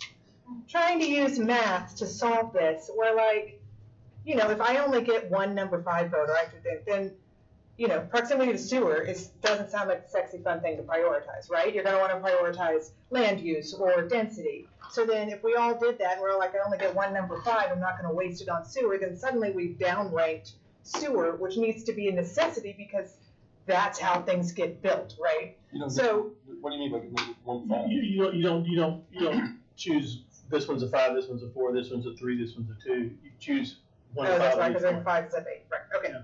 So these are all 5s then, maybe they're not. Maybe there's something you don't care about, but this all has to go together. You can't say I think sewer is way less important than topography, because it completely depends on what the piece of land is or who's grading it.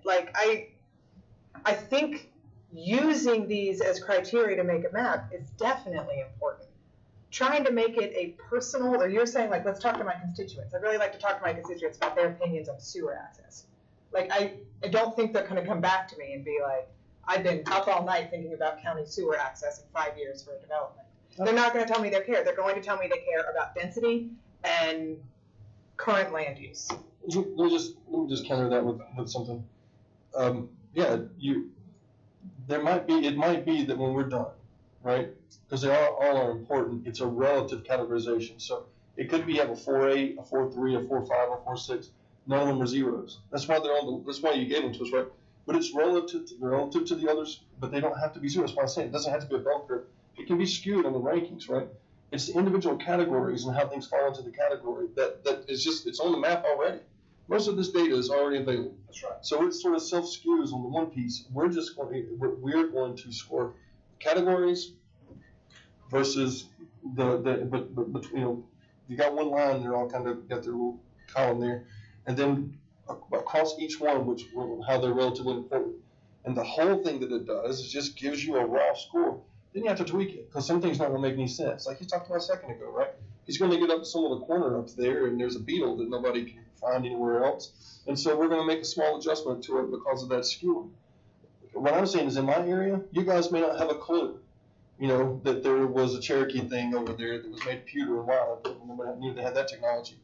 And so I'm going to come back and say, okay, after talking to folks in my area, this is how they think these things should rank out, because I just asked them the same thing. What this does is it just takes out the poison pill approach politics, or like if you were doing this in a different type of environment. Joe's a really good friend with the general manager, so Joe's always going to get money for his stupid stuff no matter what goes, and the business goes out. This just helps you take some of the, it helps you put something with a number on it behind the decision-making process to get us to the point where the politics starts. And the politics will start when we go talk to individual people. The Highway 8 folks, right? If you look at the roads and the access to sewer and some of the other things, and all of a sudden it doesn't look a lot less likely that 8's going to keep growing at the rate it's growing, they're going to be happy because they can see it. But if somehow we score this thing out and all of a sudden not having access to a decent road, not having the sewer, not having a bunch of the other things, and we still say it should be, all the growth should be there, they're going to lose their minds. So they're going to talk to Chris. And if not Chris, then they're going to call me. So at the end of the day, we've got to start somewhere with the map. It's better to have the map than all of us just throw our opinions in here. And these guys should try which one of those guys they think we get reelected. In this case, we can be held accountable for the way we do it. I understand that it seems strange, right? But imagine you got a whole bunch of the smartest human beings that have ever lived in the room, and every one of them are type A gladiator school kind of folks. And you're trying to get them all to come to an agreement on what's best for the overall organization and take out of the, personality and everything else. If he thinks it's a 5, and he thinks it's a 5, and he thinks it's a 5, and you think it's a 5, and I think it's a 0, it's going to rank out pretty good. Just trust me on this one. Like you said, the school folks went away from it because they preferred the politics. Because after you guys were gone, they had all the votes they needed just to go buy a bunch of stupid stuff, right? Mm-hmm. But at least for 1 year, when we were responsible for it and we contributed in it, they didn't. And we did something good. I think we can do something good here. Ms. Linville, I agree with you. It's like, I'm sitting here thinking, well, that's important. What are you going to give a 1 or a 2 to? Yeah. That's it. And you naturally are trying to figure out, well, how can I differentiate between, if I'm trying to think about the people that I represent, what is important to them, and the first thing they're going to think of is what is the current land currently being used. So I can see how I can do my thought process on it. I'm not afraid of the exercise. This doesn't mean this is the catch-all end-all. This is just, I think it's an opportunity to give them a snapshot of what we're thinking as the, what is more important. And I can see that each of us are going to have different, we're going to have a lot of commonalities between the different districts. We're also going to have a lot of things like Councilman Sadis talking about all the people that he represents in the north, in the northern region. It's different than the people that live in the Clemson region. I keep this very tight. This gives you the 2 most powerful things in politics: the why and the because. And we'll be able to explain it. Why was it ranked that way? And it was ranked that way because. That's it. Otherwise, it's going to be we're all just fist fighting over this thing, and how much influence can we get in the situation? Mr. Chair. Yes, sir. I think decision 1 has to be, do you want to do this matrix or not? Before you ask them to do anything else. Because it's a very numbers intensive. To me, it's way too complicated. That's what killed your thing with the school district. It was a good idea, but it was too complicated. This is a black box. I tried to understand. You see me taking notes when I'm speaking. It's never been done before. It's untested. I believe, as an alternative plan, we need to look at the current framework that we have now and look at reducing density across the board by controlling size of subdivisions, minimum lot sizes, minimum widths, minimum setbacks, minimum square foot houses, whatever you want to do. Maybe putting the maximum number on subdivisions.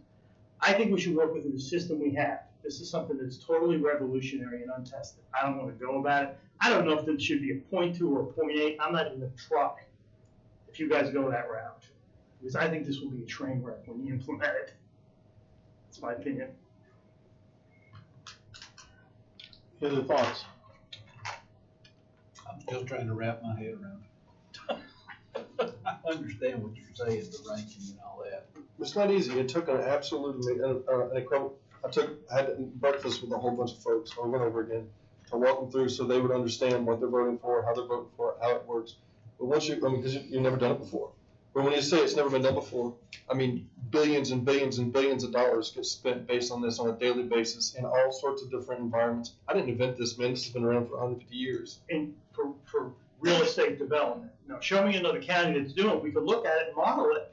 That's a great idea. I just don't know of any. If you've got 500 properties to choose from in different environments, and so you can go in there and say, okay, versus Austin, versus San Francisco, you never know what kind of black box is it. Can you permit? Can you do this? Can you do this? Are there people? Is it growing? Are people leaving? Is whatever is attainable? If you were doing a real estate investment, you could do this all over the country, and it would give you the kind of tools. I would almost guarantee you it's being used for that purpose. It's just, you'd call it a quant on Wall Street. This is the exact kind of things folks would be doing to tell you whether you should invest in this or this. And you're just doing probability analysis at that point. These guys don't have to do probability analysis because they have the ability from a nodal point of view to have all this data from every one of the lots. We've already broken it down in the nodes. Just find another county that's doing it. You'll be that much. Okay, you actually made that point. The problem is we don't do it and we just do your idea, which is just keep doing what we've been doing and make it less dense. And they're looking for more of data than they are looking for subjective opinions. And Dr. Wilson's point is this gives them at least a place to start. This isn't a catch-all, end-all. I don't think this is the, Mr. Upper, what you were going to say? No, I just wanted to say that, your point about the chairman not being present being a reason not to really do this to 5 as we go through this also give you an opportunity to talk to constituents, which I think is valid. But I want to do something else, specifically about this from a staff standpoint. Each of you represents 1/6 of this county. We will make a far better document for you to consider whether or not you vote on it. We don't get to pass this thing, okay? You all have to vote on it. But we will get a much better document if all 6 parts of the county participate in this process. So what I wouldn't want to happen is for one part of the county, particularly one part of the county that's very natural beauty intensive, to say, no, I don't want to participate in this exercise. So we are very much desirous of your input on this as well. Even if you don't like the end product, but you're not going to know that until we run the numbers through the black box and a little puppy comes out on the other end. We need you, and your 1/6 needs you to participate in this mental exercise, because then we will be more informed about what the policymakers believe. Now, that doesn't mean you have to vote for the ultimate. But it becomes very subjective. You're talking about subjective. See, I don't believe this is subjective when you say there's a general vision that people have about the county, that as you go north, they want less development. So it's very objective when you. I think by and large, people want less development, or at least put some brakes on it. So that's why I'm saying tighter restrictions overall. As you move northern, the restrictions should get tighter.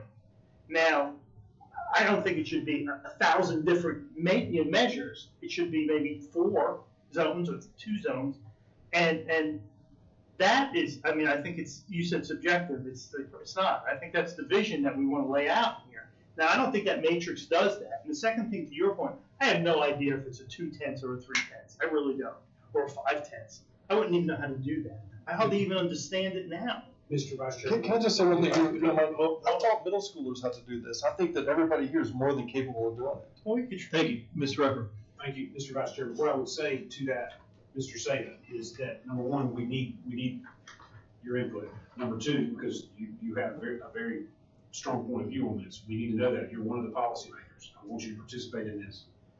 Number two is, if you are talking about objective versus subjective, is it more subjective if we have 5 people weighing in, 5 data points, or if it has 6? 6 is going to give us a larger sample size, right? So I don't want us to just staff come up with a document that we put out there for y'all to throw darts at. Instead, I would like for us to collaborate on this, and I know that I'm stepping a little bit off center right here, but I'm just asking you to participate in this exercise because we will have a better product. Why don't you make recommendations? Well, because we need to know, you're the policymaker. Yeah. So, They made this recommendation, and somebody said out loud, it looks like staff drew it with a crayon, and how could we defend it? Which really bothered me, because I know staff spent a lot of time making this map.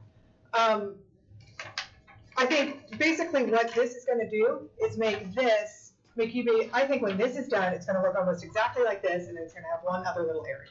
It's gonna look very similar to this.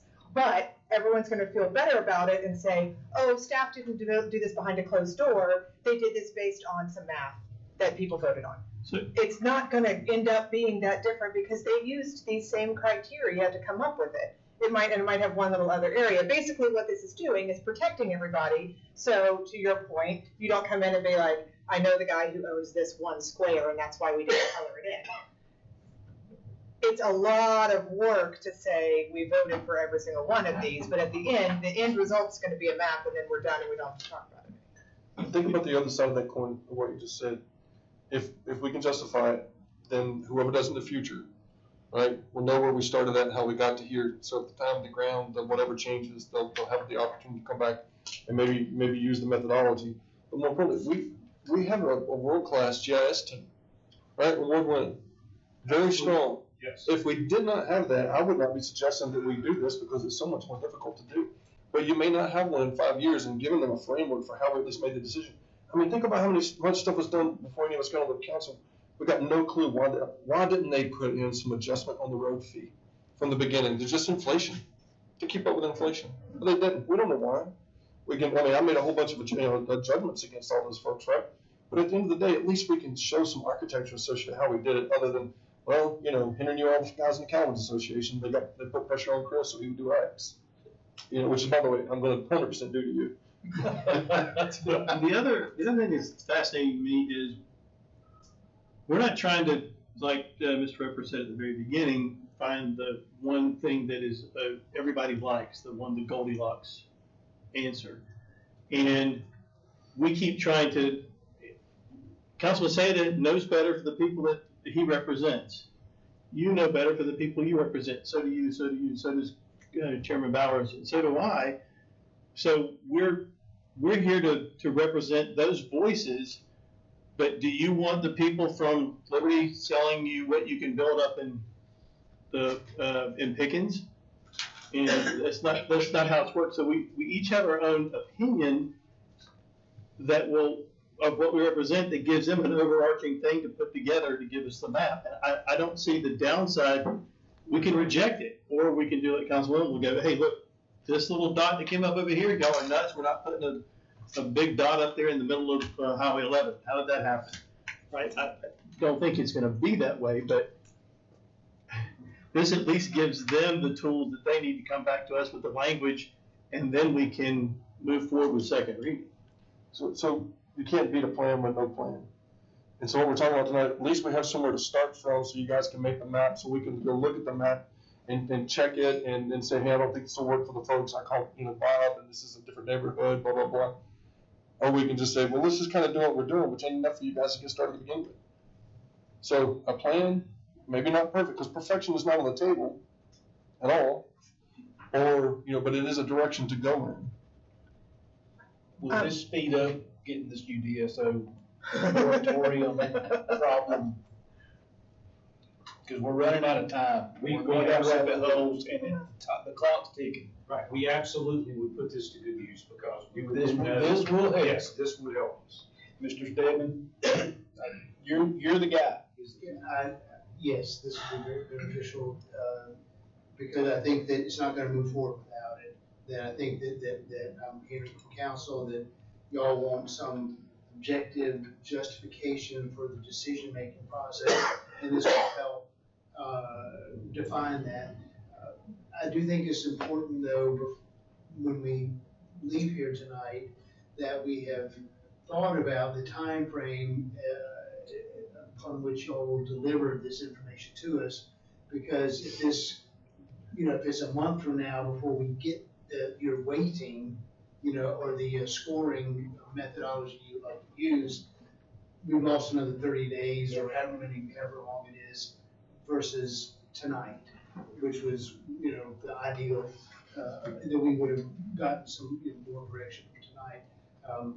And so putting some thought to when would you provide that information? Is this something that y'all need to be in a room to do, or could any one of you, once you say, I know what my school votes are, I know what my constituents want, and submit that to us tonight or tomorrow, and then others get it done in their time frame?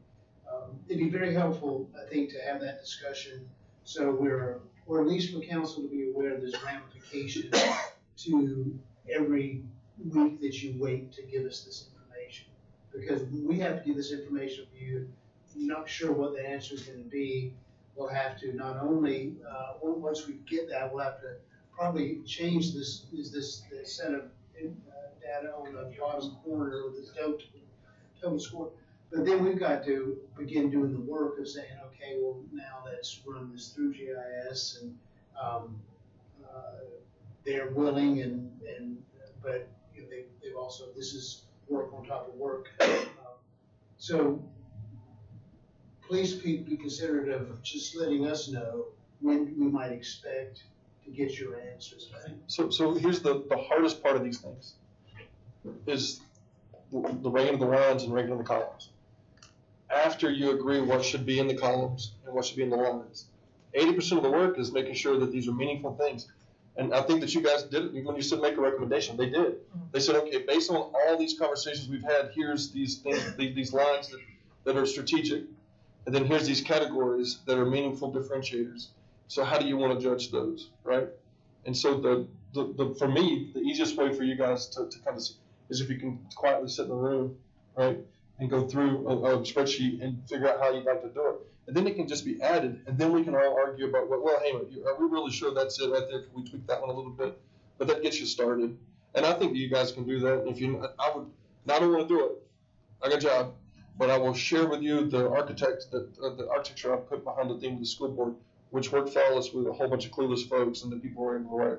A lot of other writers were able to write articles about it that made all engineer friends real happy, right? So I think that we could do what you're talking about. That's a week. You got everything you need in a week. And then we have to get back together maybe to argue about it. I don't think that's hard. To your point, Mr. Wilson, we all have to agree, if we're gonna do that, we have to agree that all the columns and rows are correct. I have a question about current land use. Is that the use of the land that is being proposed for development, or does that have anything to do with the adjacent properties? That was put in there for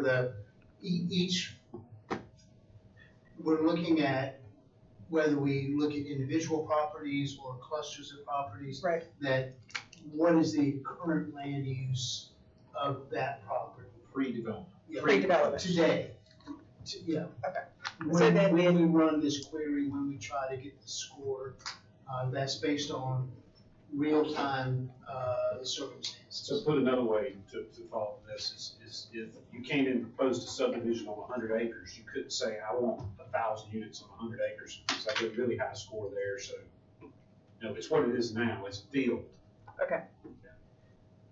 So on the adjacent land use, and I'm just trying to think of how you calculate these, is if you have 100 acres and it's square and you have 4 sides, do you just average what the 4 sides are, or how do you say what adjacent There are land two use different is? ways we're looking at it, and this will depend on partially what we get back from council.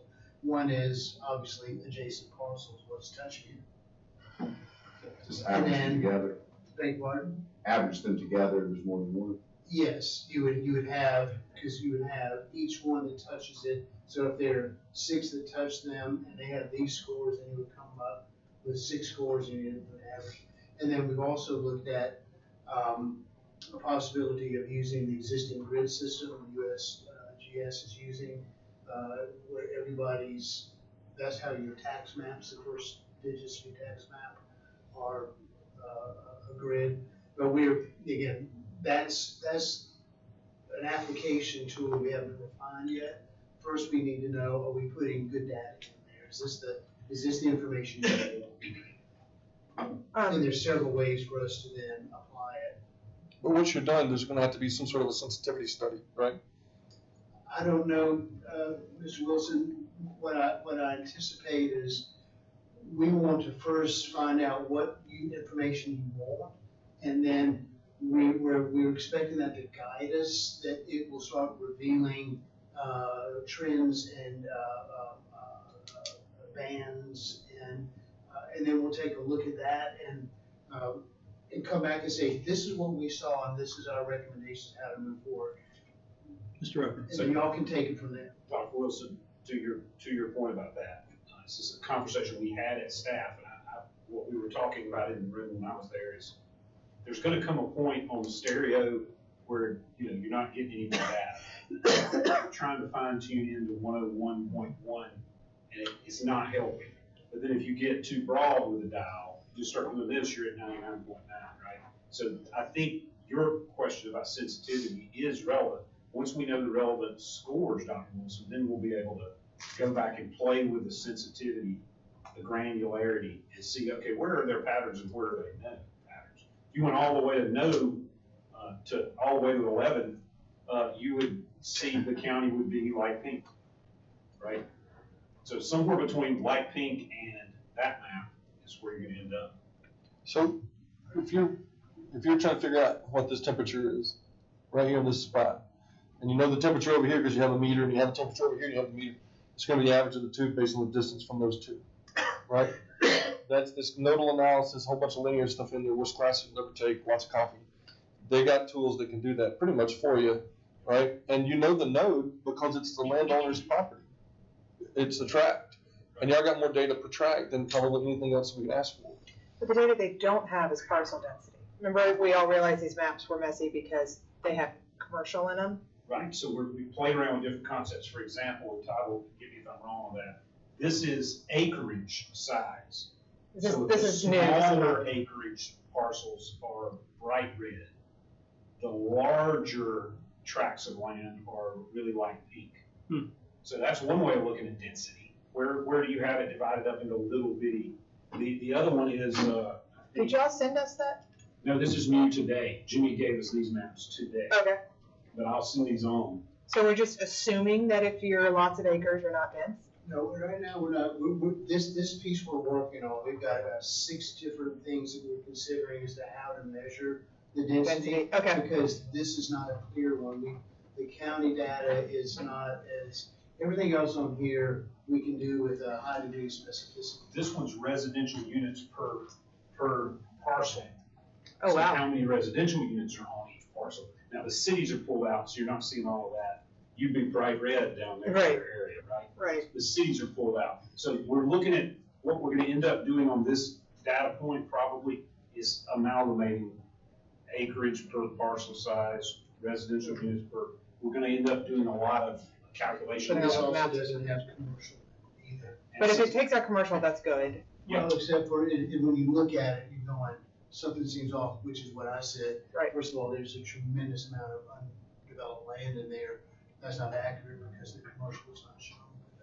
So this is kind of being developed as we speak, this one piece. The rest of it is clear, but when I asked GIS, we would like to know, can you give us something that shows us the density, the number of dwelling units per parcel? And I was going, I'm not sure we can get there. Yeah. And they're getting us there, it's just we're not quite sure. You'd be sending maps all day long today, say And this that's is cool. better, this is better. this is We're gonna get asked a lot about that because Yeah. that whole conversation from a few meetings ago about hotspots or whatever, people care about density relativity. So when you say parcel size here, do you mean the actual parcel that's under recommendation? Yes. So the bigger, so the parcel is 20 acres, If there's something that quite makes sense. you're gonna give it a score of 5 so you can be more dense? Is that what it's saying?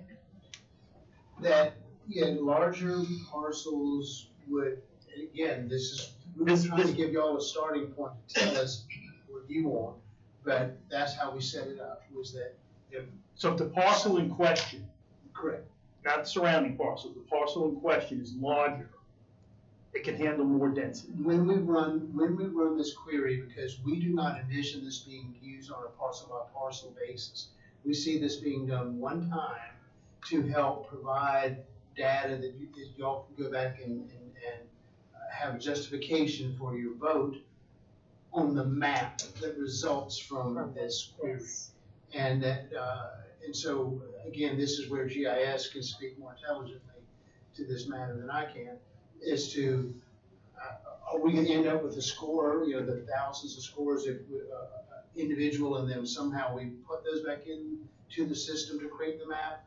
Or are we going to see trends develop and then we use that as our justification? That's the part we haven't figured out yet. And tonight, the most valuable thing is, do we have the right criteria and kind of scoring in here, so we can then move forward with coming back to you with the next step? Let me ask the question, do you know, is there any other criteria that we haven't touched on that they've listed here? For me, the proximity to roadway the proximity to roadway is a completely different categorization. Proximity to a roadway that can accommodate growth. So proximity to a major roadway is one thing, proximity to 8, or are you stuck on one lane country roads? That's the differentiation there is going to be kind of big, I think, in some places. I agree, and that in my notation when this was delivered was that major roadway is going to have to be, clarified and agreed to. So before you all vote on that, that you will know what is considered a major roadway. Because it may not just be a 4-lane road. It could be, part of it, or it could be capacity, existing capacity, intended capacity, because there are sections of roadway that we know are on DOT's radar to expand. There's But that's the reason why we're doing 5 years, right? Because of all the DOT stuff, because it's going to be a 5-year blend regardless. So my question for you is, on roads, there should be 2 things there, right? Proximity to commuter corridor, and then safe capacity for growth. So if you're close to a big road, but there's no, I mean, like you made a good argument on that. 8's not ready for any more growth, so 8 should have a 0, right? For actually, larger neighborhoods because of the capacity they're getting. So I think you need to break roads into 2 places. It would be good. The parking. Share that with us if you would clarify. I mean, just send us an email as to what, yeah. Well, I gotta send it to everybody too. Here's my point on roads. So, Your proximity to 123, right? That's a major roadway, right? And will proximity to 123 be appropriate for commuting, for location near Jock? I mean, when they built 123, they thought it was going to go out of Greenville. They thought that's where the growth was going to be at. They thought they made this decision in the past, right? So it's proximity to major roadway. But then the second piece of it is, growth, sustainable transportation access for growth, right? So it seems to me like there's 2 different measures there. Okay, glad to add another one. I have a question about ranking these. When you're giving things a 1 to 5 value, 0 to 5. 0 to 5 value, well, like I'm looking within the rows here. So look at parcel density and parcel size. So if I come in and want to do 20 acres with more than 1 dwelling per half acre, I'm going to get the highest value, which means it's well suited. If I want to come in and do a parcel of 1 to 5 acres and only put 1 dwelling unit per acre, I'm going to get a much lower score. But in the northern part of the county, that's what they want, is an acre, or 1 dwelling unit per acre. So for them, that should get a high ranking. Where down here, no one's going to come around Clemson's, the lower area is not always going to have 20 acres ready to go. So I'm confused. I understand generally how most of these work on, 5 is good and 0 is bad, and that's how they come together or added. But when you start having density and parcel size, whether or not that is good or bad, a 1 or 5 depends on where you are. So to me, that almost seems like the next step after this. Yes. Does that make sense? Yeah, because you can't vote is density good or bad. Alex is going to say density's bad. I'm going to say density's good. We would have a 0 and a 5 there, and there's no way to weight that on the way this math works. During the last discussion we had, if you remember, ask Chris, can each one of us have a meeting with the Jazz guys? Right, because we represent our area. There's going to be some tweakings for your particular area that's going to be important, right? No, I get that. My point is, trying to use the matrix to solve everything doesn't work when you say is density good or bad and is parcel size good or bad, because that has to start with the first question of where is it. Well, here's my comment to that. It's the average for all of us is what buffers out whether or not it's good for your one spot, because it averages out across. Because Chris's area is a little different than yours, and easily Chris is going to have a difficult time saying all the volume is great, but he's going to have to be in the middle of the road a little bit because they want the area around it to have more growth. So it averages out across all 4. I mean, all 6 of us. Yeah, the temptation here is to start talking about the end of the process. I think this is where the density is good or bad is not the question. But that's on here where you're asking me to rank. It's relatively important right now. So what is your relative importance for density? Right? So it's not good or bad. That's not what the question is. The question is it relatively important to you and your stakeholders? Density, whether or not it's the thing that you want in your community, is something we have to figure out after we've produced a map. So if I think density of more than 1 dwelling unit per half acre, I'm trying to use math, is super important, then I would rank that 5. Not that I want that everywhere though, because I'm making decisions for everybody here. I don't think that's a 5 for the northern part of the county. I think that's the next step, and I might be misunderstanding, but I think it's the next step. I think the next step on that is you split parcel density into proximity to a municipality. Because you guys talked about a donut around them, right? So you put a ranking in there. Is it, you know, would it be more appropriate or not appropriate to be more dense right next to the municipality versus out there where Alex is talking about? So you can have two categories there. Before it's built. Mr. Stedman, on the density, I want to make sure I'm clear with this. So when you're looking at just 1 to 5, you're looking at it when you analyze the parcel. This is not what you want to build. This is what is there today, right? So that makes a difference in the way that you look at it. This is a tool to see if patterns emerge for where there are circumstances that are more conducive to higher density and those that are less conducive to high density. But when you do that rating, you're looking at it at the day that you look at it. You're not looking at what you're going to build. But if it's a field, it has no density.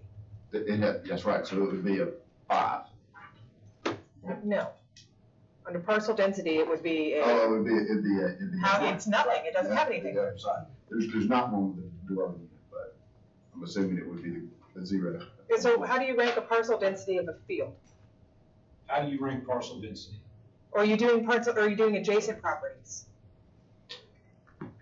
I'm not sure which. I think that would be a 1. If it's instead of a 5. one dwelling unit on parcels, or one, or I guess we'd say fewer, which would be nothing Okay. on. So That's I see your point, because everything else kind of went to a range, and what we didn't do was 1 or none, 0 to 1 dwelling unit on a parcel greater than 20 acres. So that's basically penalizing a developer if they want to develop a field over if they want to go to a place that already has lots of houses. Penalizing. Well, I mean, like, I'm just saying, it's saying Less suited. you're less suited to change this field than you are to change a place that already has it, regardless of where you are. When we set this up, and y'all, this is where the discussion has become valuable, is that if, our assumption was that y'all were getting pressure about in density. And so Yes. in this case, and y'all can tell us to flip it if you want to, is that yes, if you're somewhere where there's low density, that perhaps that is not the best place to introduce high density. So should it maybe be So in this- adjacent density? Well, that is the same score for adjacent density. Yeah, so parcel density is the current property right now, that's your question. Yeah. The one you're coming to an Yeah, that is application with. what is on, well, except for we're not gonna do it that way. But because we're trying to assume this model and try to get to something that would kind of go through that exercise, Councilman, say to where we will be looking at, in a shotgun approach countywide, using what is on that land today. If I've got 50 acres and I have my house on it, I'm gonna get a 1 score. And this is a parcel that I'm thinking, well, is my parcel suited for high density development? And if it's got 1 house and I'm 50 acres, then I know that it's gonna be a low score to say it's not very well suited. But if it's flat and it's adjacent to 123 and I've got sewer, all of a sudden I'm gonna go, you know what? Whether I want to or not, if I wanted to, it's gonna score to where, yeah, this is pretty well suited. Okay. And so it starts to emerge where, in traditional land development, what are the primary factors that make high density development function? Proximity to transportation, proximity to sewer, you're not having to mass grade, and and it's in an area where there's already some level of density, and you're not introducing an anomaly into the middle of an otherwise harmonious setting. This is what we were trying to look at these, and these are the factors we're hearing from all of you, from our planning commission, from our citizens. This is what they're concerned about. So that's kind of how we came up with it, but we don't view it as perfect, and it's not, it's not our decision. So we brought it to y'all to say, this is our first pass at a requested matrix. And for y'all to tell us whether or not we got it right or what, how to make it better. You're saying you multiply 0 to 5, why don't you have something between 0 and 1, like you have, let's say there's 10 indicators. You do that, you can do that when Yeah. you do the weighted average. You can make it look, you can, once you get the raw number, you can. Normalize it? Yeah, you can normalize it out to And the 100, way 0 to that 100. we'd actually done it, and we backed off to say, well, instead of us micromanaging this, let y'all tell us how you want to do it, is that we had these 8 criteria, and that our recommendation was that y'all were gonna say, yeah, 2 of them would get a 1, 2 of them would get a multiplier of 2, 2 of them would get a multiplier of 3, and 2 of them would get a multiplier of 4. So you can say, these are the 2 most important, these are the 4 least important, if you will.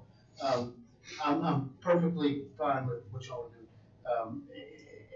And because it's gonna end up with, and probably what you're proposing to come with even more realistic, because you may say they're all important, or none of them important. This gives you greater flexibility. You always have a Jimmy Smith that just does 5 for everything, because he wants the world burn. It's just a truer, more realistic ranking. And so, but whatever, and it sounds like that we've agreed on that methodology. And so, if y'all can share with us, and I'll put in proximity to municipality, that was a concrete, and I think a really good addition in here, and redo this to where everything's a 1 to 5. And send this back out, and at that point, then whatever y'all need to do individually to give us back your fill in the blank for this column over here, it says multiplier, the 0 to 5. And if we can have some ideas to when, what kind of deadline y'all wanted to set for this. I think it's contingent on us giving it to y'all, which I think we can do, and the logical deadline is probably October 3rd, right? That's. But you'd want to, I would think you'd want to do, what is it, you'd want to do it before then. Today's the 18th, right? Assuming that, That's maybe the- wrong, but assuming that this results of tonight's gonna be to extend the moratorium. Yeah. That's to be the vote that we would need on Yeah. October 3rd. So we give you guys back information within a week on what we think the categorizations and everything are. Well, step 1, they give us a new matrix. Yeah, fair enough. So my We get them to suggestion, respond about it. Mr. Stedman, is to send that to Ms. Nations and let her send that out to everybody. Okay, so one week, that will be our cutoff, for lack of a better term, of y'all sending us new information to amend the matrix. And so probably 1 week from tomorrow, you will get a refined matrix. And then October, Wait, you said we need a week to amend this, that's what I heard. Is there any, actually, I think you should have that. Is there anything else that we needed to add to the matrix? 2 categories. We talked about splitting out the roads thing, and we Right, talked yeah. about proximity to, Yep. and I'm sure that you guys are coming up with another one, so sit down and think about it, right? Well, I think we need to vote on, we've done so many of these meetings without giving them anything, can we just say, yeah, I would rather them go ahead and start, get this redone, send out to us, give us a week to get it back Yeah. to them. So can you split the roads and then do the proximity thing? Yes. And then we give that a shot? Yes. Okay. And then from there, the recommendation is October 3rd, that y'all would actually, Come back with the numbers. and this doesn't have to be a public vote, you just need to, I mean, that's up to y'all, but we can take your data, we can display it publicly to not say, this is how each of you rated them, and that's what your decision is. I bet it just doesn't seem like the kind of thing that has to be done in a room together to take that time, that each one of you can send that data, and then we will record it publicly. And then, because then at that point, depending on when y'all give us this information, if you give it to us, next week, the week after we give this to you, then maybe by October 3rd, we can take this to the next level and bring you something with some more shape to it. Or at least tell you that we've begun running this data based upon your criteria. So the recommendation then is for us to, you're going to redo the matrix to include those things we talked about. Get it to Ms. Nation, she's gonna get it out to us, that'll be by end of the week. And then we have until Of the weekend until Tuesday? 4 days? He's wanting it sooner than later so they can go ahead and develop the recommendation so that at the next council meeting, they actually have something to present. I'm just trying to also be sensitive to the 90-day extension, which, begins in a couple of weeks. And that, based on the complexity of this issue and the fact that it needs to probably go through the planning commission, vote as well, or recommendation. Why does it have to go to the planning commission? We'll figure, it doesn't have to, we'll figure that out. The final product, we probably need to be Right. public hearing there. Yeah, so That's just a public hearing. But anyway, whenever on that, it's just trying trying to keep this on track to where we can make sure we get this done. Unless you're comfortable level of having call meetings and things like that. But I think the point is, at this point, really, we're here to give you data, y'all set the time frame. How much time do you need once you get the data back, is my question. I can't answer that, because it's going to be largely GIS. Jimmy with GIS has been live texting. Yeah. He's watching, he's been watching this whole meeting. We can do this, this is a challenge, so we're gonna have to talk to him, and we'll update you on that. But he's very excited. I don't know that If you guys can give us this thing by Thursday, there's no reason we can't turn this back around to you on Monday. You have a whole 7 days. That would be great. Because, it's a 5-minute exercise if you really go through it. so matrix, but. By Thursday, Because then we can call you on Friday if we have questions. Ms. Nations will get it out to us. And Mr. Roper will get it out to us. Okay. By Thursday, and then, the rankings by Monday. And then we return it by Monday, which is the 25th. For Thank close you. of business. So I have a question. This is from Les. Somebody absolutely thinks about this thing, Epiphany, right? Doing more than drinking coffee. You got an idea, and they want to know if we want to add a category, right, between now and Thursday. Is that the kind of thing they should email all of us? And then there's a FOIA. I mean, I know that it makes it FOIA. It's a separate FOIA. So you don't make it, she does it. Yeah. Yeah, but there's no dialogue in there, right? We'll end up having to call each other. We don't want to. You're not gonna vote by text or by email. No. Convince So- anybody so we're not- that We don't want to open up that Pandora's So box. let's not do that. Yeah, no, it's not, okay, but I get your point. That's what that would be. Yeah. Just to be clear, the difference between a buy and on, so when I hear buy Thursday, that means on Wednesday.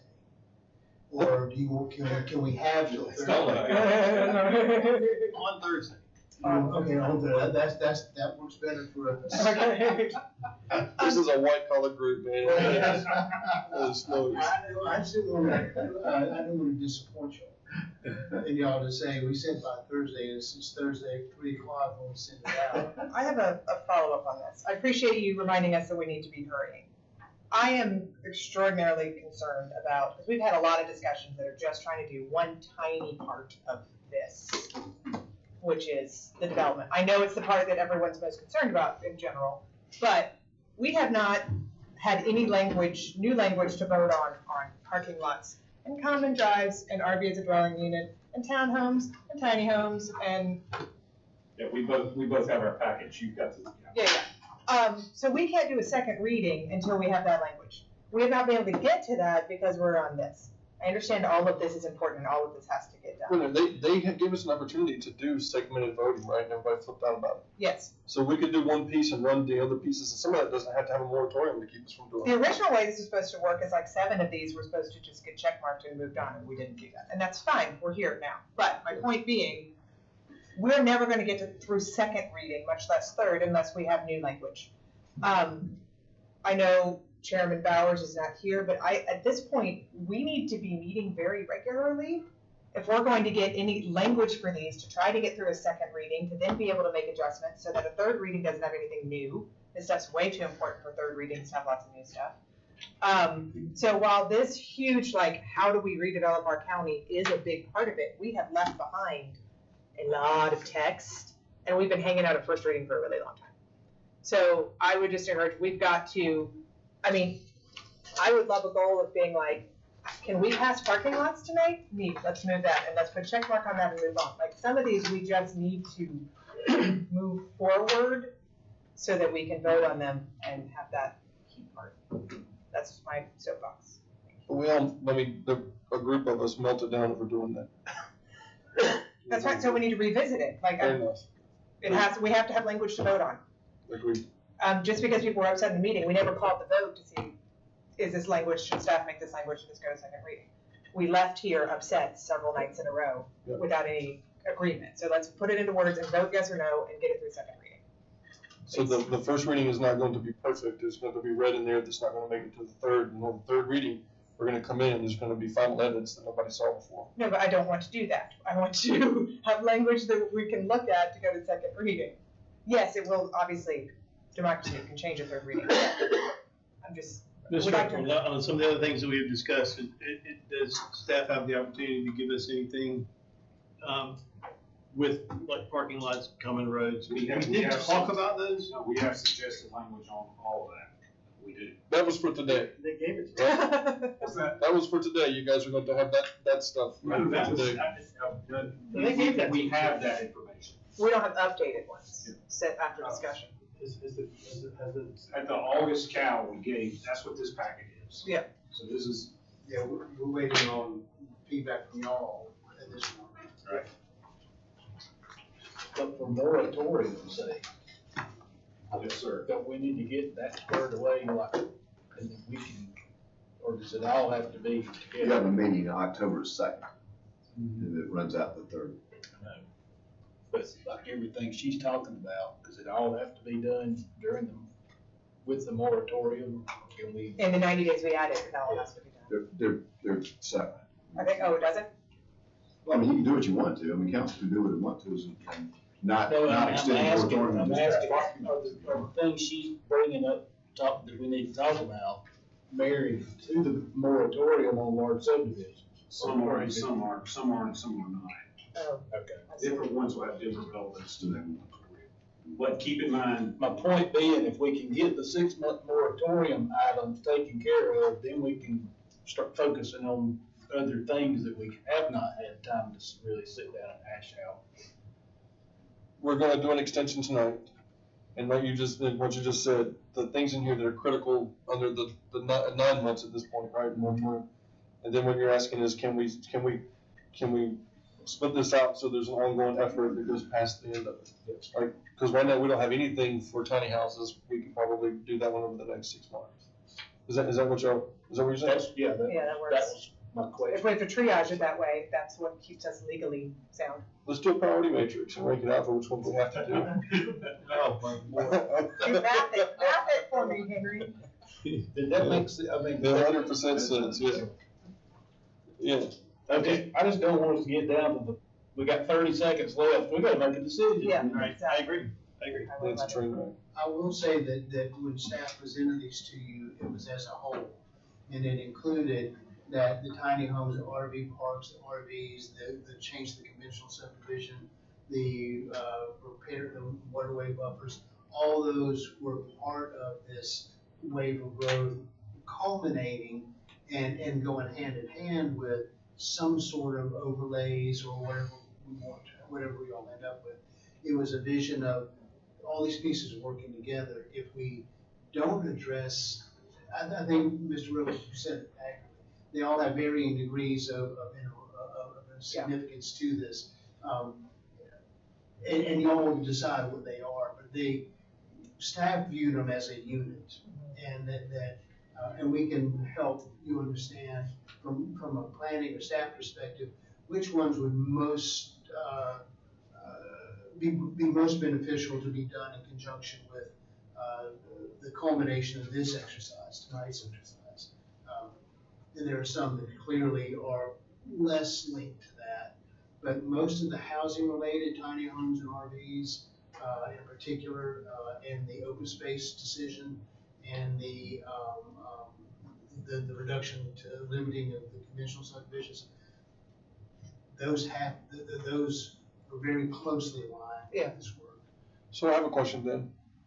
we can, tonight, we can say push this to first reading, right? The whole package they gave us. Second reading. Second, what, the We package have- they gave us? You already had it first.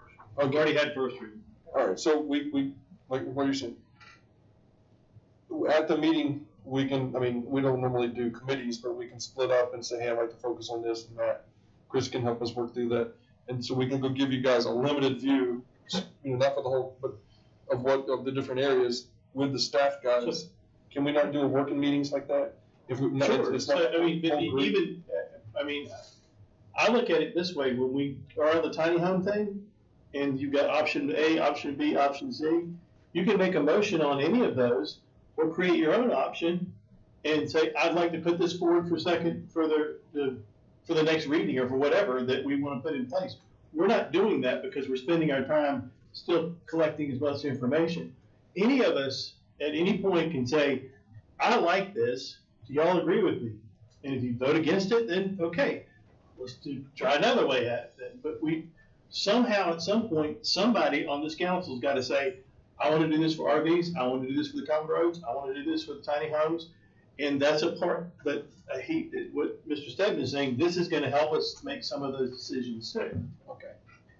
So, in my mind, when we get to the next council meeting, we should have, and y'all correct me if I'm wrong, some of those things already in place that would address what you're talking about. Some things, you know what, I don't know enough about tiny home thing, I'm not ready to vote on it. And you can say, I don't like any of these options. So I'm, or whatever that is. But at least we can start moving forward on some of those other pieces based on what comes back from this matrix. So parts of the UDSO are gonna be for second reading on the second? The whole UDSO is up for second reading. We're not parceling it out. No, is it going on the agenda? That would have to be a motion, because it's in committee right now. Right, yeah. In other words, the UDSO's up for second reading. We are looking at it in its entirety. We're taking out pieces of what's important to us. It's just like with the budget. We voted on the whole budget. I don't like this. I don't like this. I make a motion that we change this. And so and then you vote on the whole budget. Once you make all those motions, and that's done over 3 readings. Same thing happens here. Right. I wouldn't wanna vote on this to go to second reading on the second, because we haven't seen the new language yet. But if we can, Well, that's why I was asking the question. Are on some of those things that we've already given you all of the information, are we gonna rehash common roads? Are we gonna rehash tiny homes? No, we didn't get no, the I information. don't think we are, but when we advanced a lot of that to second reading, that piecemeal approach was not well received. So that was Right. the idea, come back and not advance it until y'all had worked out each of the big areas. So, it's your decision, not ours, how we do that. The second reading is for the whole UDSO, but that doesn't mean that everything's changed yet. Okay, are you making a motion to put that on the October 2nd? Well, that was what I was trying to get y'all's temperature on. I know we're gonna get this information to him, they're gonna come back, and then if it's, the first recommendation I'm gonna make is that we, I wrote what I was gonna say and I can't even find it now. That we move the, vote to move the moratorium, extend the moratorium. I have a motion before we start any of that, right? I would like to not make those sweeping changes to the common roads. Because if the goal here is for us to keep, like, the farming folks living on farms, making it categorically impossible to put more than 3 houses on a road. But we have a mile-long road across our farm, you tell me I can't build another house on that whole mile-long road? Because it's not up to $270 a linear foot standard that you guys want folks to do. You're not doing, you're going to push even more people away from it to keep their property, so you're gonna have more people wanting to sell their properties. You're gonna have to. I mean, I have a 5th generation of folks who soon want to move on our farm and live on our farm.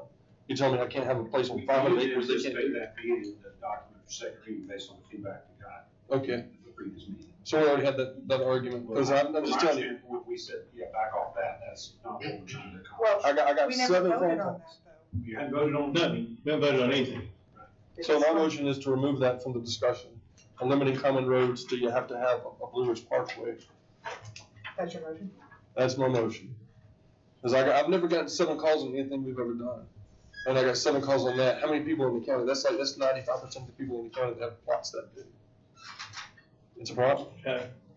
I'm happy to second that, but I'm not quite sure I understand what the motion is to not touch common roads and leave it as it is. Common drives, that's the existing language in the ordinance, which I don't recall exactly what it is. Well, we have 3 kinds of private drives, probably have shared drives, common drives, and private roads. But it's just specific to common drives. This is just common drives to eliminate You want this that legal, because leave it they're alone. becoming private. And here's why. They're working on a thing to determine what roads belong to the county. And they're gonna come up with what I would think is gonna be a pretty high hurdle to get accepted into the county. So if we're not going, if y'all ain't ever gonna vote to maintain the roads across my farm, right? You know, you wanna take 3 miles of roads, cause that'd be great. If you're never going to do that, then shut up about it. And if I'm not gonna be able to get an ambulance all the way across my farm, you know what happened when my daughter fell off the horse and broke her collarbone? We picked her up and put her on a side-by-side and carried her where we told the ambulance was gonna be. We're taking responsibility for the fact we understand it has an impact on us. But don't tell me I can't, 500 acres? I'm never gonna be able to put another house on those roads for an arbitrary decision? No. My counter is that you're calling it arbitrary decision. Staff looked at us and said, when we started the UDSO, the number one thing that came back from staff, EMS, was that common drives were a problem. You vote for it then. I'm not voting, I won't vote for any of it. Okay, well, I'm The just whole saying, package, if it has that in it. yeah, so I'm just saying, you tossed this out like you got personally attacked and that it was arbitrary. I see your side, I see their side. I just want to defend our staff who sat down and said, when we first sat down in a meeting and said, what's the thing that came to the top of the list? And that's something I want to. That's true. It is something we get a huge amount of feedback on, but in terms of this conversation is so much broader than that specific problem. So we can just table it. I think that we can talk about that another day. We would be elevating the importance of that way beyond this conversation. Okay. And try to push forward on this. So, Our standpoint, that we're fine with being done with that. let me ask this question. So we could vote to change the UDSO based on whatever things and not even touch common drives or anything else, and then revisit that, You could, absolutely. right? So the UDSO still has all that language in it. We're just not touching it until we go and address it again. That was my point about with the second reading. So second reading is the whole thing, but we're not tackling this particular problem right now because this one's more important as a part of the whole big picture so that we get to the third reading. We've got a unified development standard ordinance. You know what? We haven't tackled the common roads thing. We're gonna do that in February.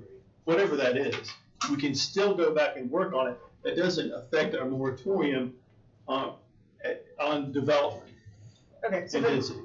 let's do the motion on the table first and then I have a question. Was not been seconded. Yeah, you seconded. So, well, no, I said, I don't know. I'm not ready to second it. So I then- don't understand. I want to leave the common roads alone. That's my motion. I'd like to leave the common roads alone, can be for the time being, and if you give a second, I'll second for, you. the reason I want to is, if you look at the map you guys were showing, a whole bunch of my area. Just like he's talking I have about. that in my area too. A significant percentage of my area will be affected by it. And it's folks that are under constant pressure to sell their properties for development purposes. I mean, my father-in-law gets letters every day, phone calls constantly. And so once you've made it so that the 4th or 5th generation can't move on the farm because you're gonna have to build an interstate highway through it, you've given nothing but incentives, and the folks that have the incentive, if you got $3 or $4 million being shaken at you for 50 acres of land, right? Well, then how much does it cost to influence elections so that you get this whole thing flipped? Not a whole lot, right? So at the end of the day, to make this thing sustainable and to help give these folks that own these properties, because my wife makes $600 a month working on properties, if she makes that much, 80, 90-hour weeks. We happen to have enough income on my side of the fence that she can do that. Most of these folks that are inheriting these properties, they're not gonna wanna work 80 hours a week, side jobs till midnight. And so there's not gonna have, it's gonna be more and more difficult economically to keep the roads. If you make it impossible to pass these things down because of the economics of it, you think you got a problem now, you're gonna have a hell of a problem when everybody wants to sell. Cool. So the motion is to take that out of the discussion. Yep. As part of the UDSO until a future date, whenever we want to bring it back up. That's right. Motion second, any other discussion? I'd like to Yes. comment on it. Right now, you can have a shared driveway up to 3 homes. There's no standard at all. It's when it goes above 3. If you have a common drive rule still, you can go up to 10 with really not much of a standard, I believe it is. Is that true? Now, the standard is supposed to be built to the same standards as a county road.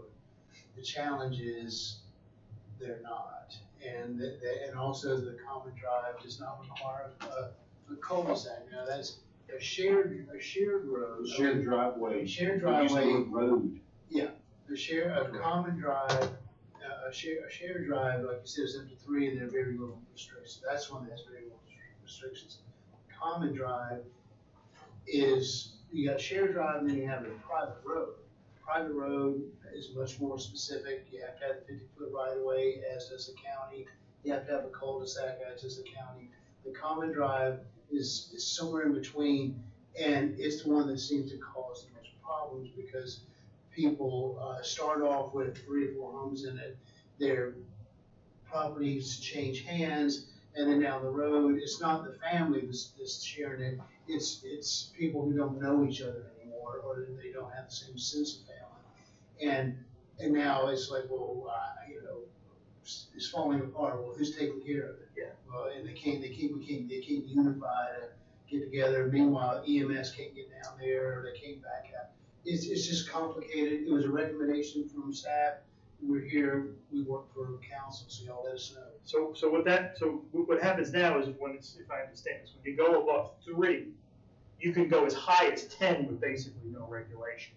Now, if you get rid of the common, if you go above 3, you're then gonna have to have it up to county standards. Well, even a common drive says, I think it's next to the last criteria, is that it's to be built to the same standards. And of course, this wouldn't take away any existing common drive, it would just not allow future development.